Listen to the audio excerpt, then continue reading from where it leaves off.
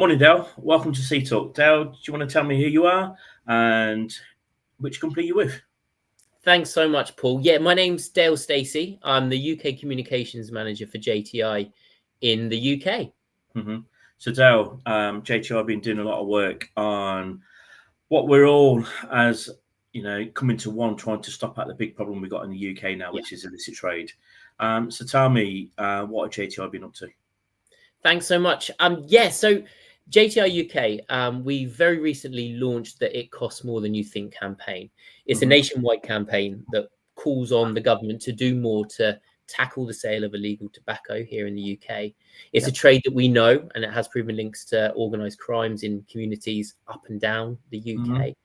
And it's backed by a landmark study of 3,000 retailers, 3,000 consumers. And the campaign aims to raise awareness of both kind of illicit tobacco trade and obviously what people can do to report, to spot. And it's aimed for retailers, it's aimed for consumers and government officials.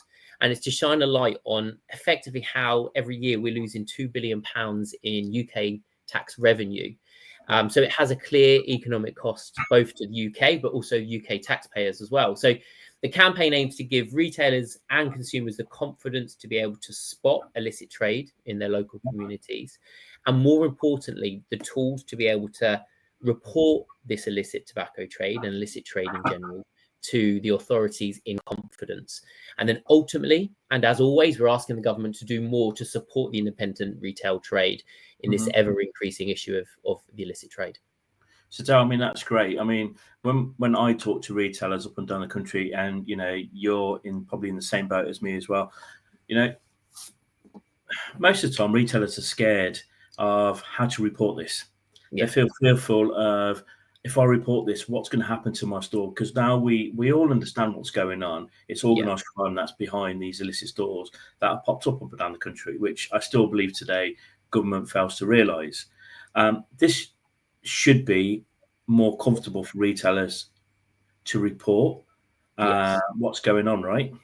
I think so. And, raising that awareness with retailers on behalf of retailers to consumers as well. So I think, similar to yourself, I spent a lot of time speaking with retailers up and down the country over the last few years, and that growing frustration of how and will they be heard in reporting these illicit trade in their communities. And that's exactly what we want to do. We want to give that confidence that it's not just the retails and the retailers kind of issue. This is a UK community issue that we want to raise awareness of across all these different stakeholders. Yeah, and look, I've heard this, of many people as I've been, flying my campaign on the generation ban, and consumers have now got into the point of, well, I can get a pack for £5. Yeah, that's the thing in their head now. And when you mentioned that, the revenue's now being lost of, circa £2 billion a year into the treasury, when the government looks at their stats, it's false, right? In my view, I don't know what your view is. They say that smoking's on the decline, but actually, legitimate smoking might be on the decline. But are people actually smoking less? No, because the black market's increasing. Yeah, I think so. There is a discrepancy between different data sources. We are seeing that, and the landmark study that we've provided, that we've been looking at, we've seen kind of over 90% of consumers are alarmed that illicit tobacco trade is in their communities and it's fueling, organised crime, and 38% of consumers, everyday people are looking for stricter enforcement. So I think this study that we've kind of worked with is just highlighting how the illicit trade is at an inflection point. And, there is there's a fear of repercussions. There's a lack of awareness in identifying it. And ultimately there's a perceived lack of law enforcement in response to those reports when they are put through. Yeah. And do you think government needs to do better on educating the general public of what's actually going on? One with, do you know what's in this tobacco? It might be harmful. You don't know what it's made of. And then secondly, probably educating and giving the tools of exactly what you guys are doing. It costs you more than you think on the campaign. But do you think there should be a digital reporting platform set up by government? Well, when we do speak to retailers, there is that frustration, when we're hearing that they're trying to report illicit trade in their communities, and the difficulties they have in doing it, whether it be through the trading standards advice line when it takes some time to get through. Through our website, we're recommending also using Crime Stoppers as well. Yes. And I come back to the survey, so I think it's 59% of people there.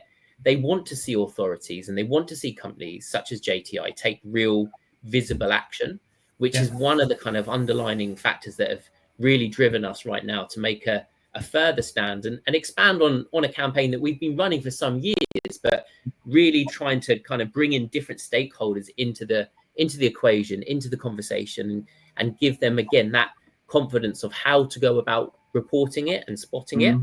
But it is a challenge, and I think there's more that there's certainly more that we can do. We're starting that, and I think there is absolutely more that we could be seeing the government do as well. And I think one thing at JTI, for the retailers that are listening, if you know of illicit trade or illegal activity going on in your area, speak to your JTI rep. Yes. They're always there to help, right? And yourselves, have got a illicit trade, illicit fraud team as well that can help on this, right? Yeah, we do indeed. And we uncover a number of test operations throughout the year. I think in 2024 it was around 600 of our own test operations that were taking place. And as part of the later stages of this campaign, and one of the thing about this campaign, we're not looking to make it's not about kind of a big splash and then walk away and see how it lands and how it evolves. This is very much a long-term strategy for JTI. And that starts now with regional press and trade press and speaking to people such as yourselves to raise the awareness that we have. And we're going to actually follow it up as well in the autumn with our sales force. So coming back to your point around engaging with the UK JTI sales force, there'll be a real opportunity throughout September and October for that to happen, where our sales force will be going in armed with all the guidance and support that we're providing them from the UK corporate affairs and communications team, to be able to have meaningful conversations and listen and hear about the experiences of retailers up and down the country, and hopefully work with them to really understand how they can continue to do what they've done ever so well for ever so long, which is report it, but perhaps also start to have those conversations with their consumers, and we'll share some point of sale material within their stores that they can pop up, and QR codes that link to the website. So we're ultimately just looking to really expand the awareness throughout the different stakeholders. And I think before government really makes their decision on this silly generation ban that they're bringing in, I think firstly they need to fix what's going wrong in the UK, which is illicit tobacco, illicit vapes. Put in some of these shops that have opened up and down the country now selling single cigarettes to children.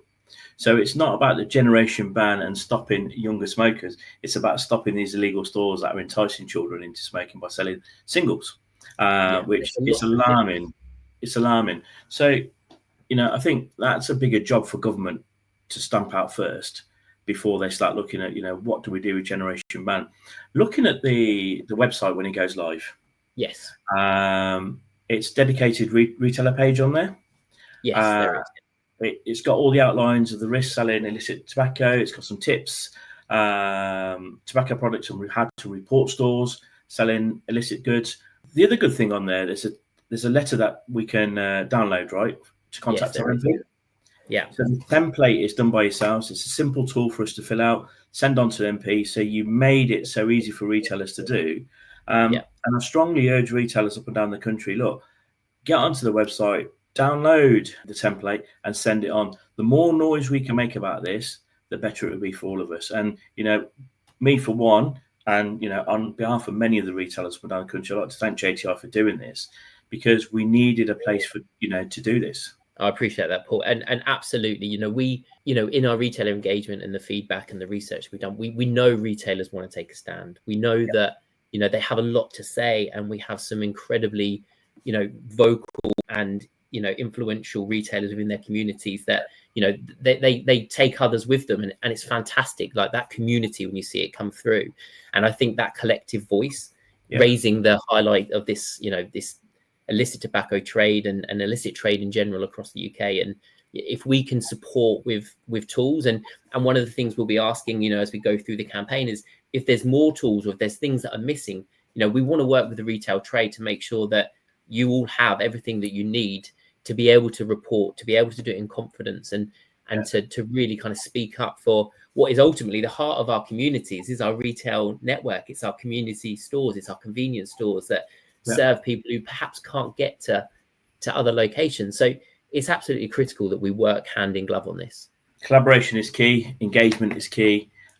Working with the JTI reps when they're in store, sharing that information, feeding it back. But, it's really good. So, Dale, give me one top tip. And what are we looking to get government to realise out of this?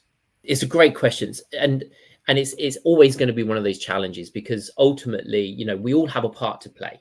Yep. And what we would say to government officials is that, so as you mentioned about the retailer tab on our website, there's the consumer tab, which gives support and guidance. But from a government official tab, we'd ask them to go onto the website, and through that they can actually book a briefing with our public affairs team, where we can provide further information. We can discuss the survey that we've and the research that we've had published, and ultimately we'd ask them to listen to their constituencies, listen to their retailers within those constituencies, because these are, as we've said, they're the heartbeat of their local communities. They're seeing it day in, day out, and there's a lot of knowledge, there's a lot of information that can be obtained from that, and hopefully by listening and working with the retail trade and working with our teams, that we can really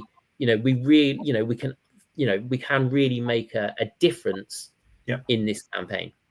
Well, what we don't want to see is what's happened in Australia, in the UK, right? These organised crimes becoming a problem with each other, setting fire to other people's outlets. We don't want that in the UK, and we've got to get Jonathan Reynolds and his team to understand that and act on that quick. One of my pledges on this was, if Jonathan Reynolds picks this up, and you quite rightly says that you want government involved in this, look, please support what JTI are doing. This is important. We're all trying to work hard at this to put a stop to this once and for all. There's no other better way of doing this by getting the consumer and the retailer involved. We can get MPs involved through this as well. Look, just please listen to us. This is not about a monetized campaign that we're trying to do. We're trying to protect consumers up and down the UK with these harmful products that are now hitting the streets. Yeah, and this is not a new focus. It's not a new focus for us at JTI. It's, as I've said, it's something we've been doing for a number of years. And from a JTI perspective, tackling the illicit tobacco trade and the illicit tobacco trade within the communities is an absolute top priority for our business. And I know, for one, the support that JTI gave me in my 2 stores in Coventry.